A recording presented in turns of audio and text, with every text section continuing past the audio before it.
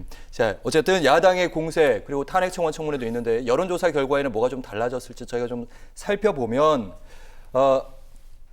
윤 대통령 지지율이 지금 석 달 만에 30% 근접했다는 한국갤럽 조사도 있고요. 정당 지지도 역시 살펴보니까 이번에 좀 더불어민주당과 국민의힘의 격차가 상당히 많이 났습니다.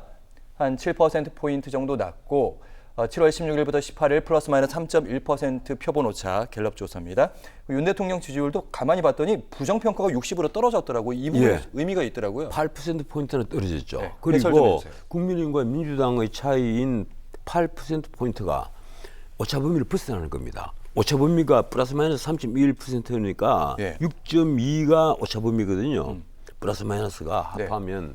그러니까 이번에 국민의힘으로서는 굉장히 희망적인 여론조사 결과를 받은 건데, 그리고 윤 대통령도 다시 정상 궤도라고 할 수 있는, 적어도 30%는 돼야 정상 궤도거든요.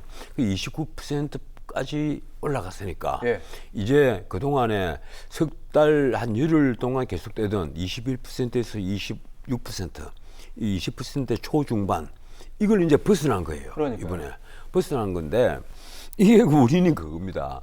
체코 원전을 수주했다. 솔직히 문재인 그 대통령이 저쪽에 남미에 그때 G20 회의죠.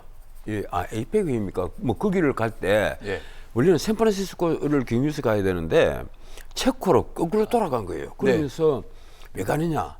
그게 처음에는 이제 김정수 여사의 버킷리스트다 이런 말을 하지를 못하고, 나중에 중앙일보 모 논술위원이 그 얘기를 했다가 경을 쳤잖아요.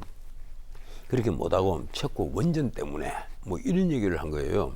그런데 거기는 대통령이 이미 이스라엘로 가버리고 자리를 비운 상태인데 그 체코로 날아간 거예요. 그런데 원전은 또 더 웃긴 얘기잖아요. 총리 만나지 않았습니까? 그때 당시에? 그때 총리와 회담을 했죠. 탈원전 정책을 내세운 대한민국 대통령이 새삼스럽게 체코에 가서 원전을 팔려고 갔다? 그건 말이 안 되잖아요. 결국 나중에 밝혀진 사실입니다만 체코 가서 원전에 영자도 안 나왔어요. 그런데 이게 이제 윤 대통령이 취임할 무렵부터 본격적으로 수주전이 벌어졌거든요.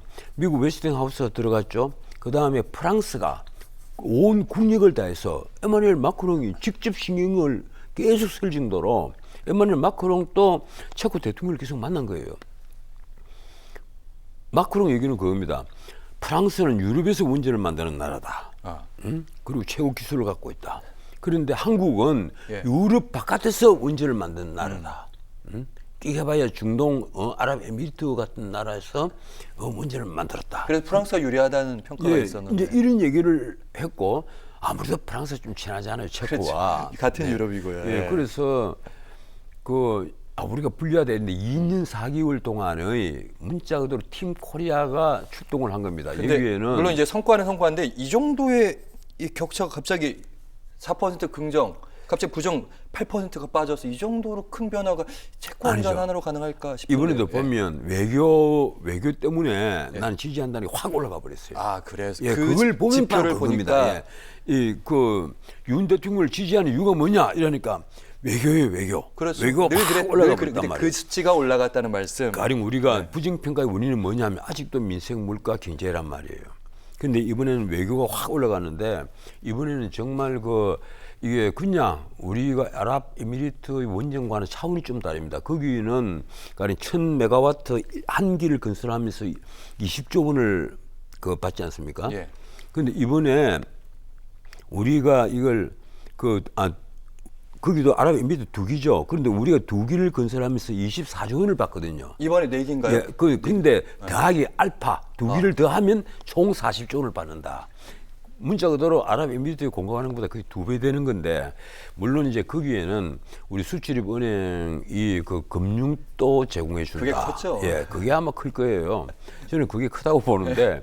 그렇더라도 그 돈이 뭐 다른 데 새는 것이 아니라 다 우리나라에 앞으로 어차피 오는 것이고, 이런 것이 기반이 되면 지금 거의 총계 따지면 1,500조에서 2,000조 사이의 그 원전 건설 이제 바탕이 만들어져 있답니다. 유럽뿐 아니라 미국까지도. 알겠습니다. 그래서 앞으로도 우리가 이번 체코 원전의 그 성과를 바탕으로 유럽만 하더라도 이 덴마크뿐 아니라 그 북구 쪽에도 네. 또 계속해서 앞으로 이제 원전을 건설하겠다 이런 게 나오는 모양이에요. 예. 그 우리 먹거리가 이게 걸려가 있다. 문제는 일자리입니다. 이게 거의 한 10년, 20년을 좌우하는 장기적인 일자리인데다가 그 이후에 관리직 일자리가 또 무척 많아요. 그 부분은 그래서 원전은 앞으로 우리의 먹거리와 직결되어 있는 문제다. 이 말씀을 드리겠습니다. 알겠습니다. 자, 이 지지율이 전당대회 끝나고 컨벤션 효과보다 더 올라가는 게 가장 대통령실 입장에서는 이상적일 텐데요. 대통령실은 막 그걸 바라겠죠. 당연히 바라. 그렇게 되면 국민들도 좋은 거죠, 사실. 제가 지금 한동훈 위원장 같으면요. 네. 저는 지금 짧게 좀- 말씀하셔야 됩니다. 예. 조언은 저는 솔직히 말해서 물러나겠습니다. 지금요? 예. 지금 물러나는 것이 나중에 한동훈 위원장에게는 큰 도움이 될 겁니다. 여기까지 왔는데요. 아니죠. 여기까지밖에 안 왔으니까. 알겠습니다. 여기까지 온 게 더 자세히 온 건 더 자세히 아니죠. 말씀드리고 싶은데 여기까지밖에 안 알겠습니다. 왔잖아요. 다음 주에 다시 더 예. 자, 다음 주에는 물러나야 된다. 내일 모레 곧 그러면 안 결말이 되는데. 납니다. 전화 받으실지 모릅니다. 예. 자, 오늘 전원책의 훈수와 함께했습니다. 고맙습니다. 예, 고맙습니다.